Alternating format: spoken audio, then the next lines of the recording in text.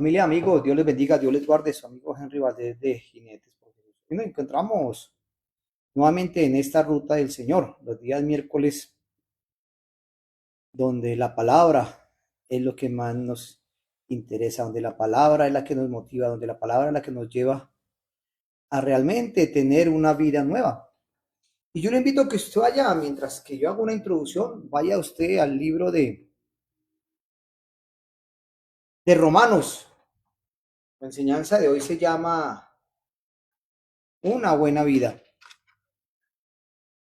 Y usted me preguntará, ¿qué es una buena vida? Una buena vida no es tener casa, carro, beca o aún el mejor hogar, la mejor esposa, los mejores hijos. Podemos decir que esa es la buena vida. Pero la buena vida es el camino del Espíritu, el vivir en común unión con el Padre, con el Hijo y con el Espíritu Santo a través de la oración y de la palabra. Y poder ver que si en esta nueva vida, yo no sé, hoy día miércoles, a mitad de la semana, y empezando un nuevo mes, ¿qué y cómo está viviendo usted su buena vida? ¿Está en aflicción, está en dolor, está en tristeza, está en soledad, está en desamor? ¿Qué sé yo? Pero le tengo una buena consejo, una buena palabra que el Señor lo pueda fortalecer en este momento.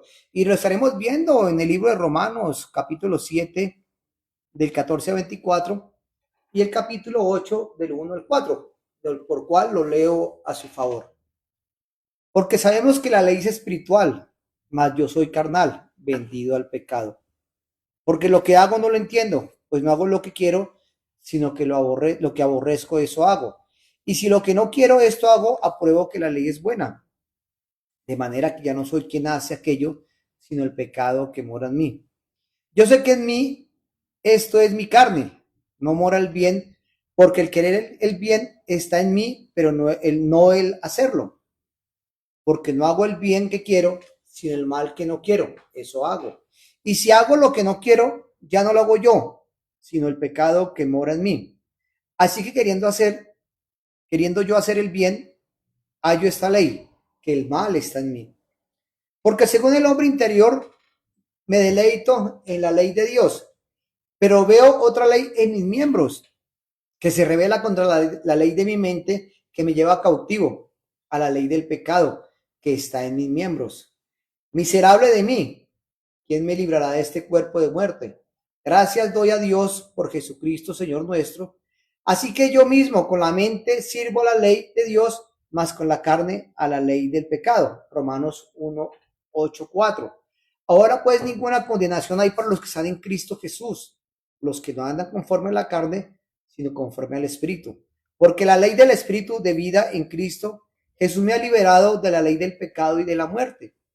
Porque lo que era imposible para la ley, por cuanto era débil por la carne, Dios enviando a su Hijo en semejanza de carne de pecado, y a causa del pecado condenó al pecado en la carne, para que la justicia de la ley se cumpliese en nosotros, que no andamos conforme a la carne, sino conforme al Espíritu. ¿Qué definiría usted como la buena vida?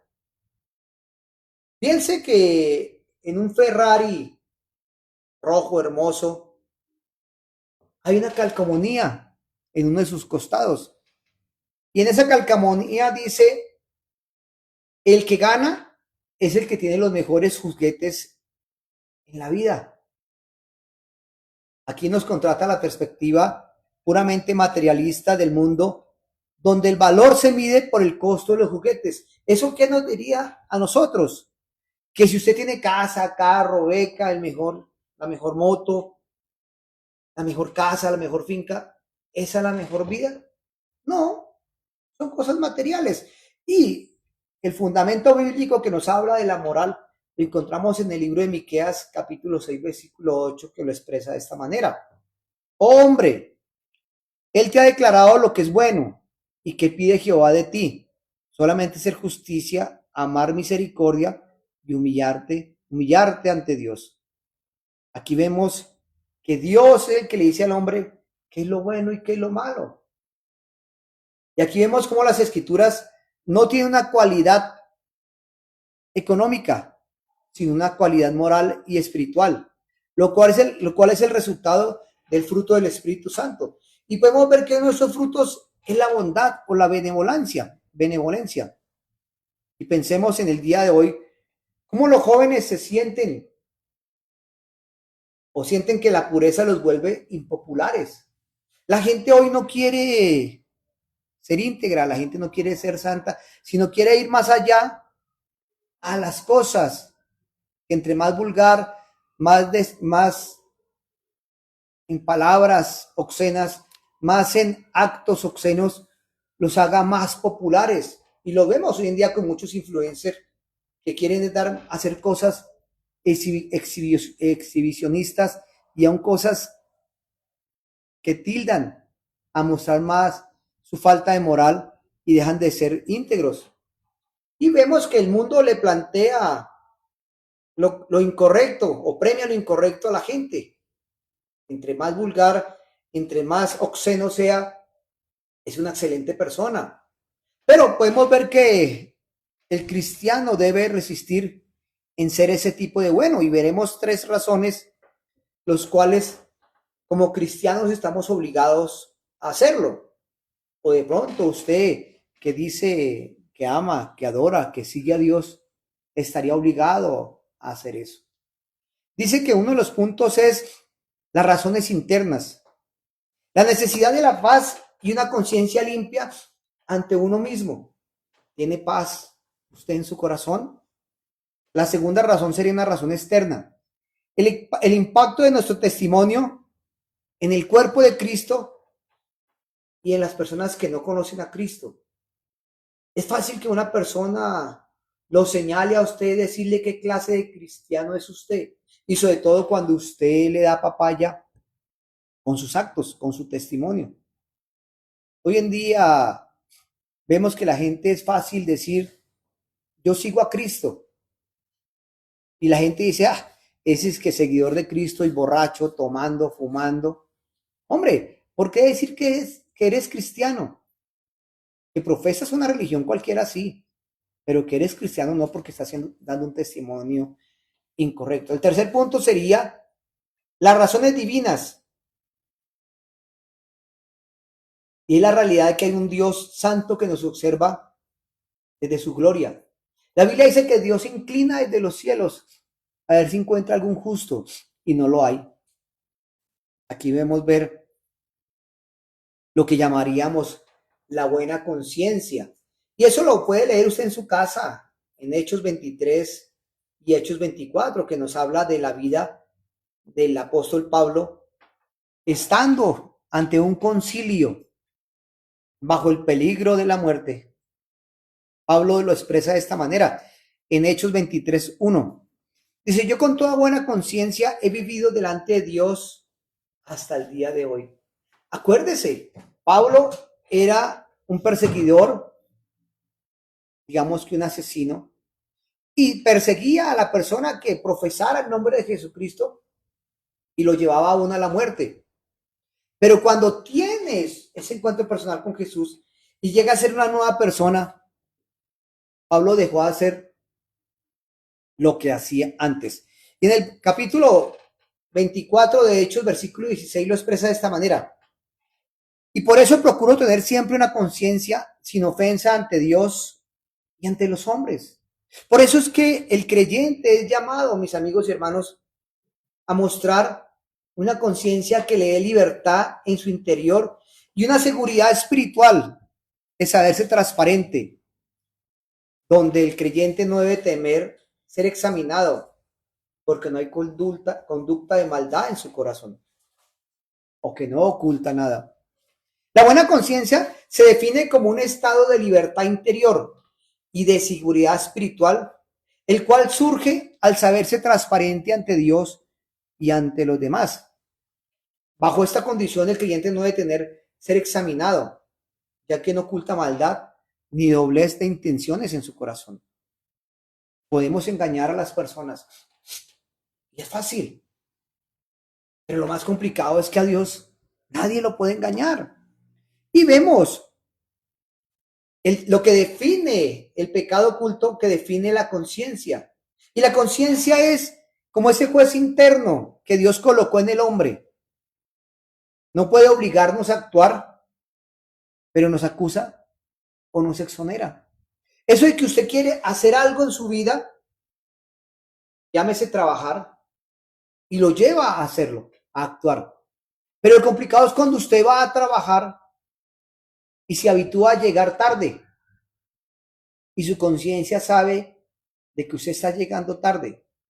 Pero como usted o las personas se creen que son más abejas o más vivarachos y piensan que el patrón es un bobito porque no le dice nada, porque llega tarde. Pero cuando esa conciencia dice, wow, mi entrada es a las 8 de la mañana, voy a empezar a llegar faltando 5 para las 8.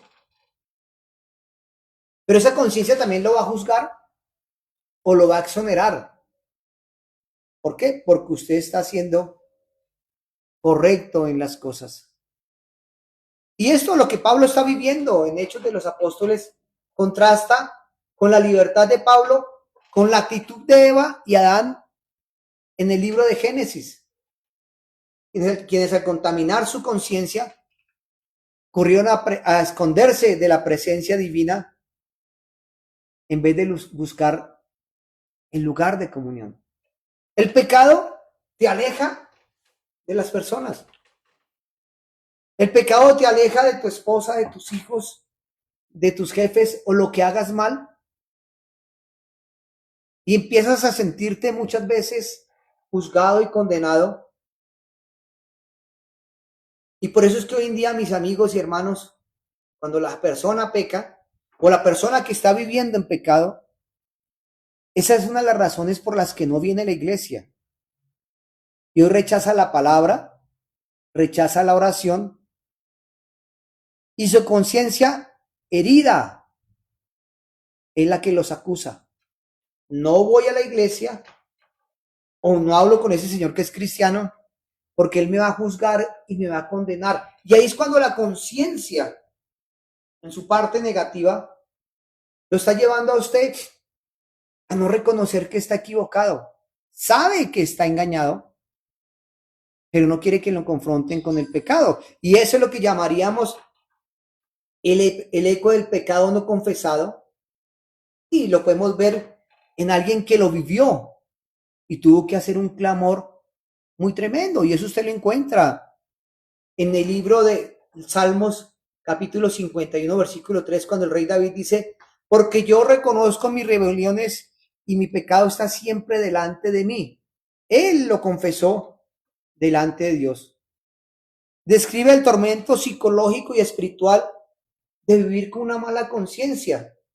Y David, siendo rey, vivía una paranoia en su propio palacio, sospechando que cada susurro de sus siervos era una condena hacia su pecado.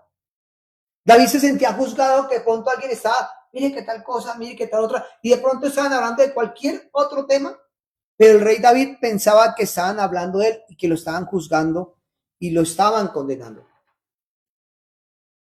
Pero una persona que tiene la conciencia lavada por la sangre de Jesucristo hace por el hombre, o que la sangre de Jesús hace lo que por el hombre ninguna medicina puede lograr, ningún médico, ningún psicólogo, nadie le puede dar esa paz que sobrepasa todo entendimiento. La persona puede hacer infinidad de consultas médicas con el psicólogo, con el psiquiatra, pero su autocondenación lo está, ¿qué? Juzgando. Y por ende, eso lo lleva a vivir en la depravación total que el libro de Romanos y el libro de Isaías en el capítulo 64 nos lo expresa. El problema con la bondad en el ser humano, en su estado natural, carece de ella. Un hombre sin Cristo vive bajo esa maldad, no tiene bondad en su corazón. Mire lo que expresa Romanos 3:12. No hay quien haga lo bueno, no hay ni siquiera uno. Así lo dice el Señor.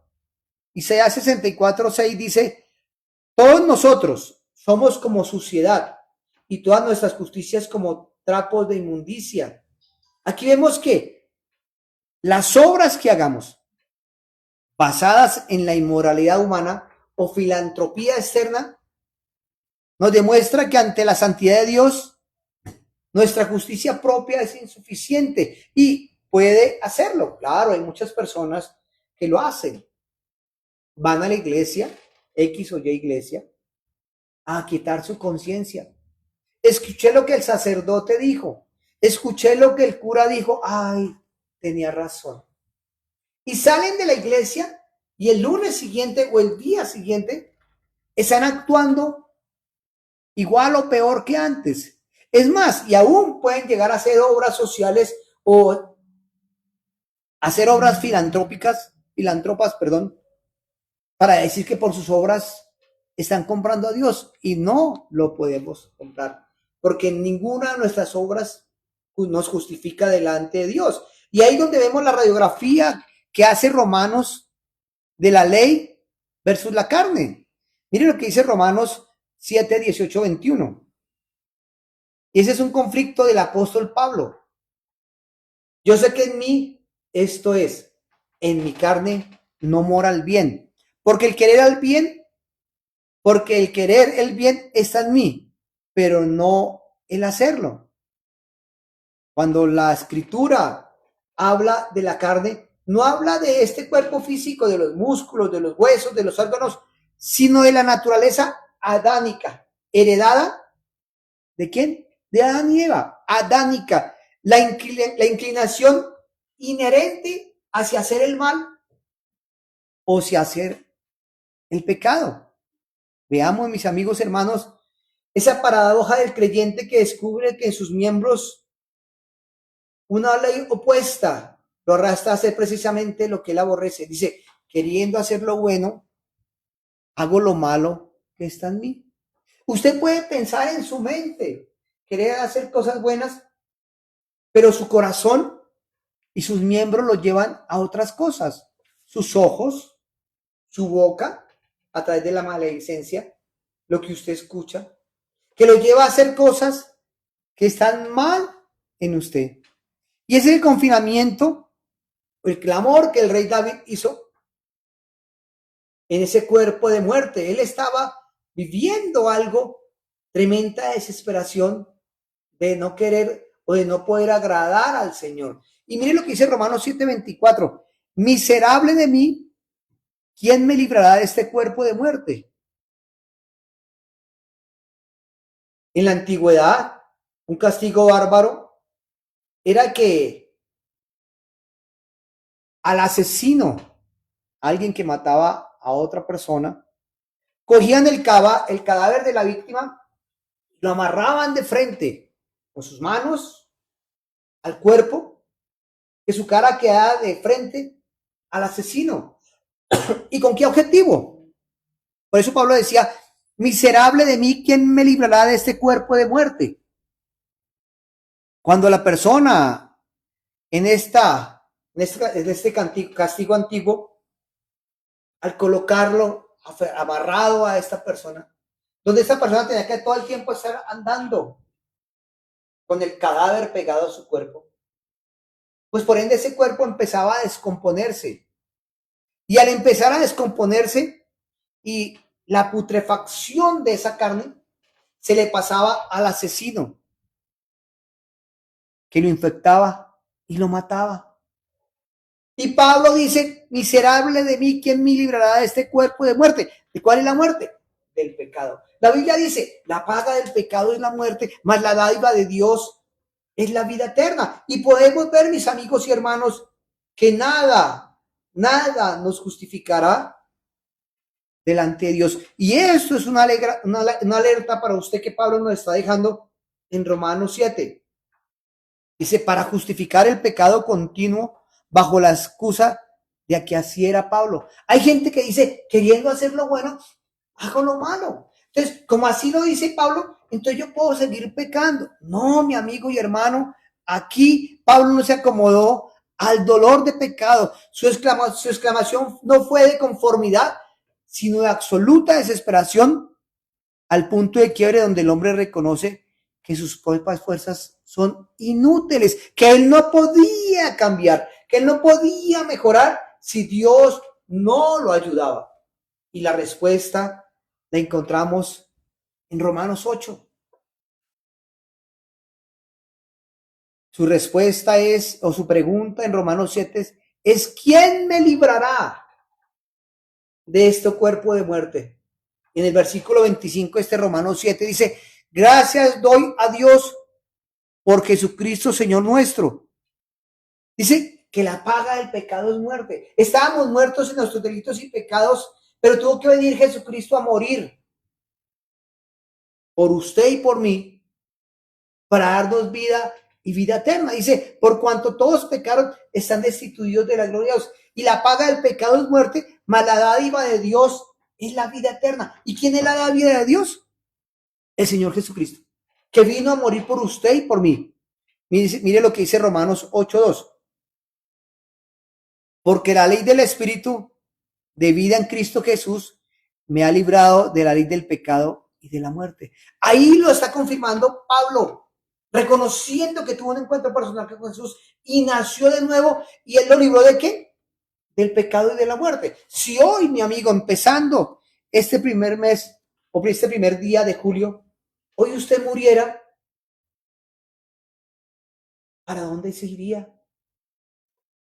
Hace unos días atrás estuve en un evento de motos y vi la gente bastante enrumbada. Pero pasada la noche, alguien falleció en un accidente de moto. Ahí están las consecuencias de mezclar el licor con la gasolina. Es su decisión. Ahí es donde su conciencia lo lleva a que usted puede decir, yo manejo mejor con 3, 4 cervezas.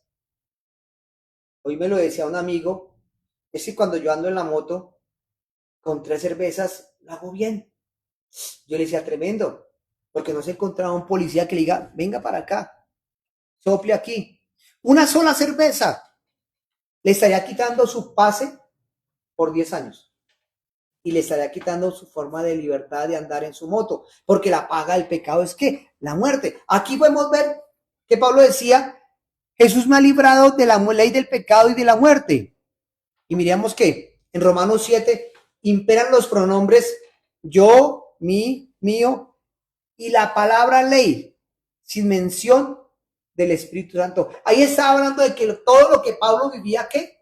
En la carne. Pero podemos ver, mis amigos y hermanos, cómo en el capítulo 8 de Romanos lo que más se exalta es Cristo y que el Espíritu Santo toman el señorío absoluto de ese texto. Y aquí podemos verlo con un ejemplo práctico de hoy en día. Usted, un avión de estos jumbos, grandísimo 747, con su fuerza sale despegando, independiente de lo pesado que es, la aerodinámica sobrepasa la naturaleza de la ley de la gravedad y se sostiene en el aire. Pero piense que cuando se desactiva esa ley de la aerodinámica y ese avión se le apaga el motor, esa fuerza de la aerodinámica y de la gravedad lo lleva ¿a qué? Hacia el suelo. De igual manera, nuestra forma, nuestra vieja naturaleza no desaparece por completo. Pero la ley de Cristo en nuestras vidas nos eleva por encima del pecado. Si el Espíritu Santo está, mi amigo y hermano, en usted, el mismo Espíritu Santo dice que lo reargulle de pecado, de juicio y de justicia. O sea, el Espíritu Santo le va a decir, no lo hagas. Veamos otro ejemplo práctico. Alguien se está ahogando en una piscina, en un río o en el mar. ¿Y qué hace el salvavidas experto? Se queda tranquilo. Pero hay gente que aún sin saber nadar sale huyendo o corriendo a salvar a esta persona. Y esa persona en su desesperación lo abraza, lo aprieta y terminan ahogados los dos. Pero el verdadero salvavidas, el que sabe hacer eso, él espera que esa persona llegue hasta su último momento y ya se empiece a ir al fondo.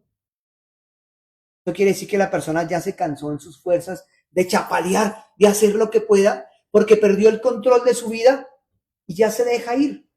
Y viene ese rescatista y lo coge por el cuello y lo jala y lo saca, ¿qué?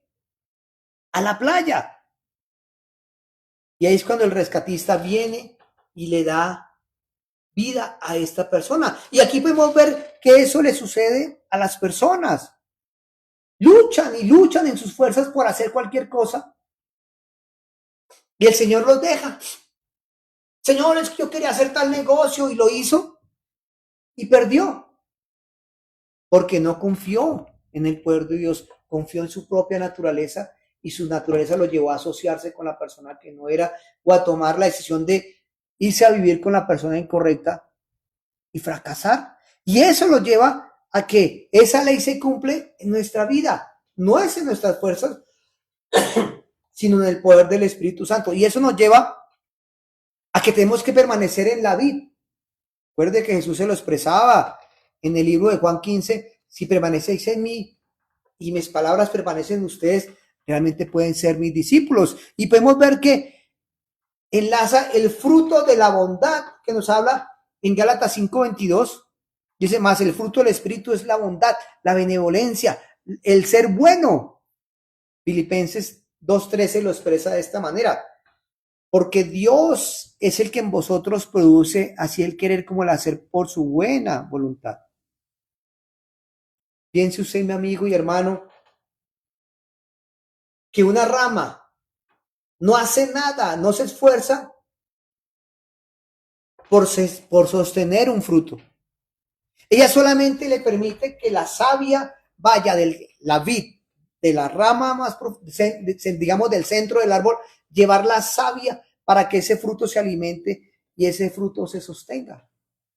Así es donde viene, y Jesucristo le expresaba que no es en nuestras fuerzas, sino el permanecer en Él. Y aquí yo le invito, mi amigo y hermano, que usted pueda abandonar ese cansancio de las obras de la carne y humillarse a la guía del Espíritu Santo. Y que hoy usted como tal venga un clamor de arrepentimiento y dependencia absoluta ¿de quién? Del Espíritu Santo. Y que podamos decirle, Padre eterno, reconozco mi incapacidad.